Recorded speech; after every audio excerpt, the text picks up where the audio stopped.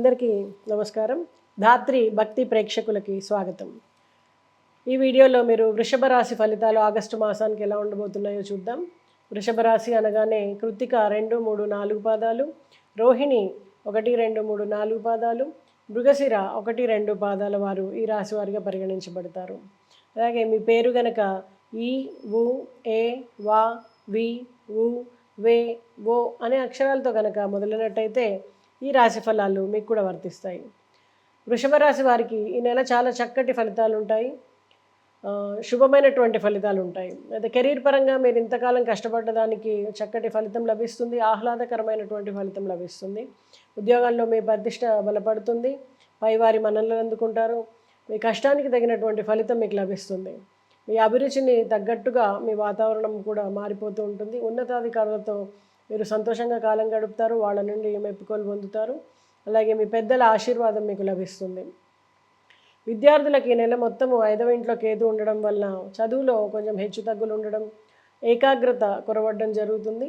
అయితే మొదటి ఇంట్లో కూర్చున్నప్పుడు గురుగ్రహం ఈ నెల మొత్తము కూడా 5వ ఇంటిని చూస్తూ ఉండడం వలన ఏదైనా కొత్త విషయం నేర్చుకోవాలని, జ్ఞానం పొందాలి అనేటువంటి ఉత్సుకత ఎక్కువగా ఉంటుంది. కుటుంబ జీవితం పరంగా చూసినట్టయితే ఈ నెల మీకు చాలా అనుకూలంగా ఉంటుంది.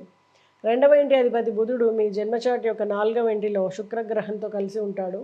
దీని కారణంగా ఇంట్లో ఆనందము మరియు శాంతి నెలకొంటుంది. పరస్పర సహకారము, ప్రేమభావము నెలకొంటుంది. మీ సోదరీమణులతో ఆనందంగా టైం గడపడము, అలాగే సహాయ సహకారాలు పొందడం జరుగుతుంది. కుటుంబంలోని వ్యక్తుల మధ్య ప్రేమ పెరుగుతుంది.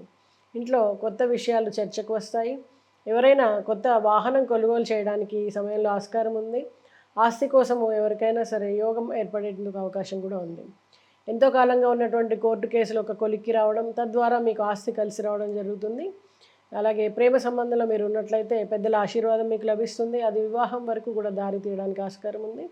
అలాగే వివాహ సంబంధాల కోసం ప్రయత్నిస్తున్నట్టయితే మీకు వివాహం కుదరడం, ఈ మాసంలో వివాహం జరగడం, అలాగే బంధుమిత్రులతో కలిసి శుభకార్యాల్లో పాల్గొనడం జరుగుతుంది.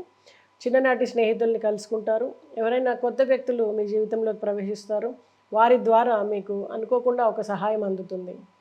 ఏదైనా ఇంపార్టెంట్ డాక్యుమెంట్ చేజారడానికి అవకాశం ఉంది కాబట్టి కొంచెం జాగ్రత్తగా ఉండండి. బాంధవ్యాల మధ్య అపార్థానికి చోటు ఇవ్వకండి, ఎందుకంటే అది మీ సంబంధాన్ని, గౌరవాన్ని పాడు చేయవచ్చు. మీ ప్రియమైన వారి కోసం చిన్న చిన్న త్యాగాలు చేయాలని మర్చిపోకండి. అలాగే ఆర్థిక పరిస్థితి గురించి చూసినట్టయితే ఆర్థికంలో కొంత స్థిరత్వము లోపిస్తుంది. అనవసరమైనటువంటి ఖర్చులు. 3వ ఇంట్లో సూర్యుడు ప్రభుత్వ రంగం నుంచి లాభాలను పెంచడానికి ఆస్కారం ఉంది. 11వ ఇంట్లో రాహువు అనేక సంబంధాల విషయంలో చూస్తే మీకు ఒడిదుడుకులను ఇస్తాడనమాట. 12వ ఇంట్లో కూర్చున్నటువంటి తిరోగమన శని ఖర్చుల్ని అదుపులో ఉంచడానికి సహకరిస్తాడు. ఆరోగ్యపరంగా మీకు అనుకూలంగా ఉంటుంది. ఈ రాశి వారికి శని దృష్టి కలిగి ఉండడం వలన ఎప్పటికప్పుడు చిన్న చిన్న సమస్యలను ఎదుర్కొంటూ సమయాన్ని గడపవలసి ఉంటుంది. ఈ రాశివారు కనుక శుక్రవారం నాడు మెడలో స్ఫటికహారాన్ని ధరించడం, అమ్మవారికి కుంకుమార్చన చేయడం, దీని ద్వారా మరింత చక్కటి ఫలితాలు పొందడానికి ఆస్కారం ఉంటుంది. శుభం.